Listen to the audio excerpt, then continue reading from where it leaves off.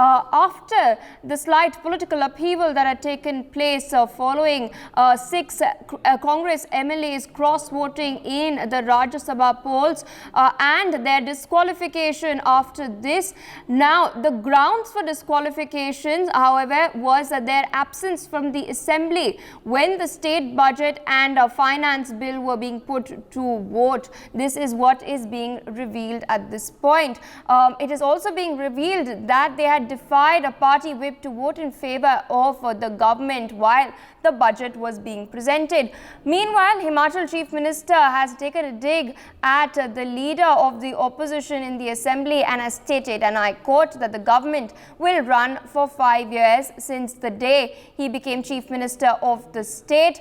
Jairam Thakur has been caught busy doing Operation Lotus, and nobody should be as hungry for power as the BJP is, unquote.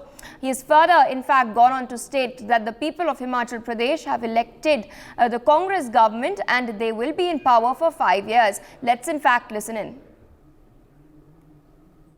देखिए, मैं सरकार पर कोई संकट के बादल नहीं, सरकार 5 साल चलेगी और ये जो हथकंडे अपना रहे हैं ये हथकंडे राजनीति में अच्छे नहीं है। जयराम ठाकुर जिस दिन से मैं मुख्यमंत्री बन रहा हूँ उस दिन से ऑपरेशन लोटस ही करने लगे हुए हैं।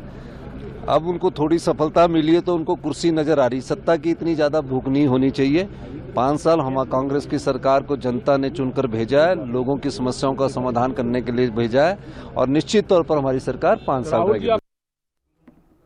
There, of course, viewers, you've heard what CM Sukhu has to say. Joining me live on the broadcast is my colleague Anurag Sharma. Anurag, over to you. What details can you give our viewers? Paint a picture of what's been going on in Himachal Pradesh. देखिए, सबसे बड़ी बात, जैसा अभी सुखविंदर सुक्खू कह रहे थे कि जितनी ज्यादा भूख जो है जयराम को दिख रही है, परंतु ये स्थितियां उत्पन्न क्यों हुई? सबसे पहली बात, अगर हम ओवरऑल देखें तो आप ये रियलाइज करोगे कि बीजेपी को कोई काम करने की जरूरत नहीं थी। कहीं ना कहीं अंतरकलह जो था वो बीजेपी में नहीं कांग्रेस में है।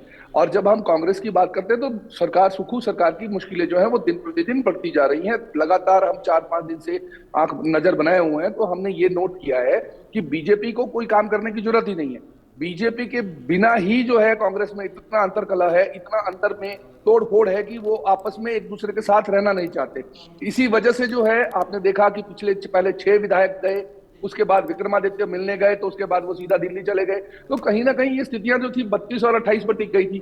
अब पिछली शाम को जो है वो ऐसी अपडेट आई थी कि 5 और विधायक जो हैं वो चंडीगढ़ जो है विपक्ष के लोगों से मिलने गए हैं। तो कहीं ना कहीं इस तरह की स्थितियां जो है वो सुक्खू सरकार के लिए कोई अच्छी नहीं है। और ऐसा लग रहा है कि जो ये स्थितियां हैं, ऐसा ना हो कि हिमाचल से कांग्रेस सरकार का नाम साफ हो जाए और कोई और जो है वो सत्ता आसीन हो जाए। विक्रमादित्य की अगर हम बात करें तो आपने देखा होगा कि विक्रमादित्य लगातार कभी हाँ कर रहे थे, कभी ना कर रहे थे। और पिछले कल शाम को उन्होंने अपना स्टेटस भी जो है फेसबुक से हटा दिया था और उसमें जो है वो हिमाचल का सेवक लिख दिया। तो इससे कहीं ना कहीं स्थितियां साफ हैं कि बीजेपी को कोई काम करने की जरूरत नहीं है। वो लगातार तस्वीर ऐसी बन रही है, बीजेपी की बजाय कांग्रेस के लोग जो है वो आपस में ही इतना लड़ रहे हैं कि उनको किसी और को तोड़ने की जरूरत ही नहीं दिख रही है। दूसरी तरफ से अगर हम बात करें जयराम ठाकुर की, जयराम ठाकुर बिल्कुल विपक्षी नेता हैं तो 100% है कि वो कहीं ना कहीं इस तरह की स्थितियों का फायदा उठाना चाहेंगे। तो अभी जो है समीकरण बड़े ज्यादा जो है वो खराब है हिमाचल में। और सुक्खू सरकार का जो संकट है, जिस तरह से वो गुडी फील करवाना चाह रहे हैं, उस तरह की स्थिति है नहीं। अभी जो स्थिति है वो ऐसी है कि हिमाचल में कांग्रेस सरकार के ऊपर बहुत बड़ा संकट जो है वो गहराया हुआ है। For more such videos, subscribe to the NewsX YouTube channel, hit the bell icon.